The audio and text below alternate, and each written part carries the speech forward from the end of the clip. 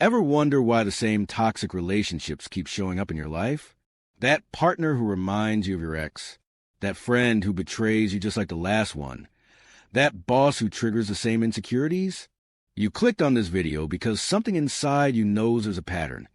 And today, we're going to expose the psychological mechanism behind it. What if I told you that the people you're most attracted to and most repelled by are actually reflections of a hidden part of yourself? A part that Carl Jung, one of history's most influential psychologists, called the shadow. In the next few minutes, I'm going to reveal why you keep attracting the wrong people, how Jung's shadow concept explains everything, and, most importantly, how to break this cycle once and for all. We've all seen it happen. Someone meets a new person, and it feels electric. There's this instant connection that seems almost magical. Fast forward 3 months, and they're dealing with the exact same issues they had in their last relationship. It's like Groundhog Day, but for their love life. Here's where Jung's shadow concept gets fascinating and a little uncomfortable. Jung believed that we all have a shadow self, the parts of our personality that we've rejected, repressed, or denied. These are the traits we consider unacceptable or shameful, so we push them into our unconscious. But here's the kicker.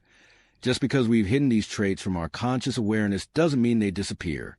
Instead, they operate behind the scenes, secretly influencing our attractions and repulsions. Think about it. The person who irritates you most in the world, what quality about them drives you crazy? Their arrogance? Their neediness? Their manipulation tactics? Jung would say your intense emotional reaction is a clue that you're encountering your own shadow. Now, for the really mind-blowing part, we're not just repelled by our shadow, we're also magnetically attracted to it. When you meet someone who embodies your disowned qualities, part of you recognizes itself. That's why the chemistry can feel so powerful at first. This is what Jung called projection, seeing your disowned qualities in others instead of yourself. And it's the number one reason people keep attracting the wrong partners. The unconscious is trying to bring the shadow into awareness through these relationships. The good news? Once this pattern is recognized, it can be broken. Jung called this process shadow integration, the courageous act of reclaiming the parts of yourself you've denied. Here's how it works. First, pay attention to your strongest emotional reactions to others. Second, ask yourself, what quality in this person triggers me so much? Third, look for how that same quality might exist in you, even if it's expressed differently. This isn't about blaming yourself for toxic relationships. It's about reclaiming your power by understanding the unconscious forces that have been driving your choices.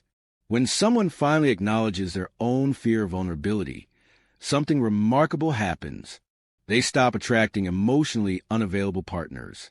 It's like the universe suddenly sends them a completely different type of person. Shadow integration doesn't happen overnight. It requires brutal honesty with yourself. You have to be willing to say, yes, I too can be selfish sometimes, or yes, part of me is capable of manipulation. This isn't easy work, but it's transformative. The shadow isn't all negative, by the way. Sometimes we repress positive qualities like creativity, power, or sensuality because they were deemed inappropriate by our families or culture. Integrating these golden shadow aspects can unlock tremendous energy and authenticity. Here's the paradox that Jung discovered. The parts of yourself that you deny most strongly are often the keys to your psychological freedom. By owning your shadow, you become less triggered by others and more able to see them clearly. Jung wrote, "The shadow is a moral problem that challenges a whole ego personality." In other words, facing your shadow requires genuine courage, but the reward is authentic relationships free from the endless cycle of projection and disappointment.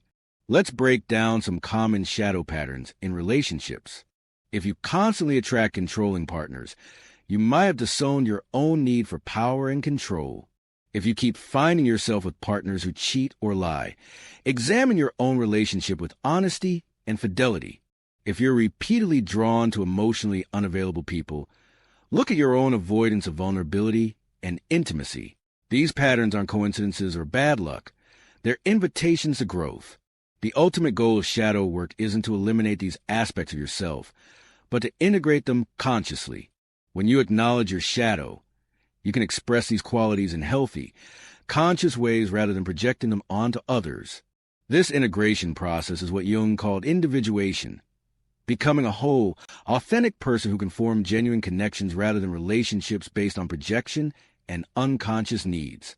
So the next time you feel that intense attraction or that burning irritation towards someone, pause and ask yourself, what might this be showing me about my own shadow?